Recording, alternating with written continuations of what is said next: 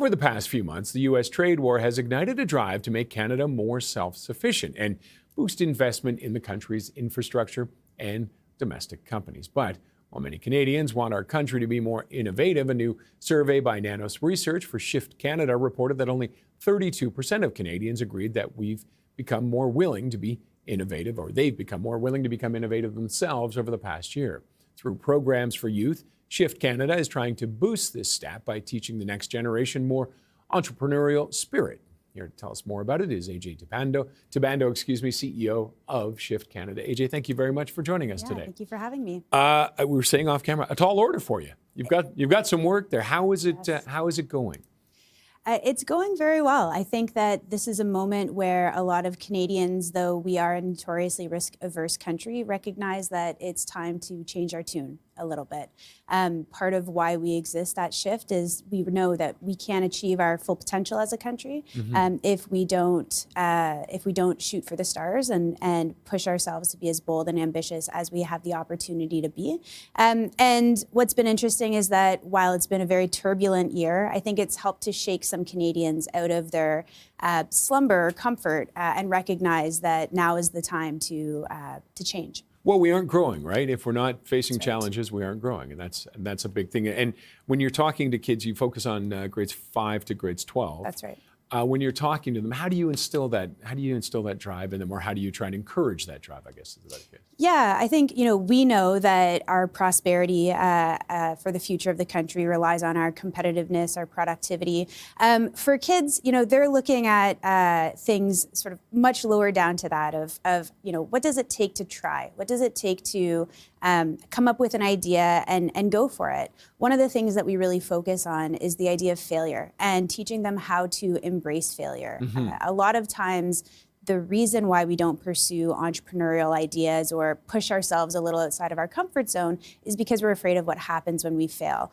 In fact, Canada has an unfortunate reputation of being one of the most fearful countries when it comes to failure. According to the Global Entrepreneurship Monitor, we rank highest in the world in the fear of failure, holding us back from starting new businesses. And so that's really what we tackle, is head on talking about failure is an okay thing to experience. It's part of a process. It's part of a learning journey. And the more that we can become comfortable with that experience and learn how to take the lesson that comes from things not working out and not see it as the end of the road, the more likely we are as young people, but then as adults, to be willing to try new and bigger things. Why do you think we have that fear? I mean, how do we compare to other countries where we lean more towards social than the U.S., so we don't have that natural entrepreneurial spirit? But how do we compare to places like Sweden or countries like that?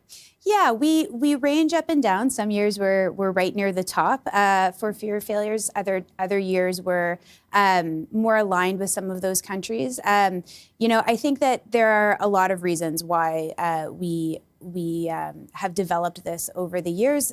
We're comfortable. That's not necessarily a bad thing, but it can lead to complacency. We don't have perhaps as much competition in some of our markets as other countries do. There's a number of factors for it, but at the end of the day, there's a lot of organizations looking at how do we create different policies, how do we create different investment environments to encourage entrepreneurship. That's all really vital, but if we don't have a mindset that says, let's just go for it, we're not going to see the gains from those changes. And with policies, are there things you'd like to see change that you think would encourage entrepreneurship? I think that one of the things that struck me since I've joined this organization, and I've been an entrepreneur myself over the years, there are quite a few people in the country who are very risk-taking. And so I think that the idea that we're risk-averse is not necessarily a blanket truth for everyone. I think one of the challenges that a lot of entrepreneurial people experience is that particularly in the earliest stages of starting an idea, they don't always find the support, whether that's from early stage investors or early stage customers, to take a risk on their idea. And they end up going south, or they end up going to other markets that are more willing to take a risk. And so this idea of embracing failure in a way to encourage risk, it's important to teach young people, but it's also really important for the folks who are in leadership positions, who are in charge of investment, who are in charge of procurement, to embrace as well, because that's really how we take those who are risk-taking, amplify, celebrate their success, and in doing that, create a pathway for other people to take those risks as well. So government has its role, a business has its role. Do you have businesses helping with this and involved in this who see the good in this and what could unfold from it? Yeah, absolutely. We have this incredible group of advisory board members and leaders who have come around the table to create Shift Canada because they all recognize that the success and the prosperity of the future of the country really hinges on our ability to become more bold thinking and more ambitious.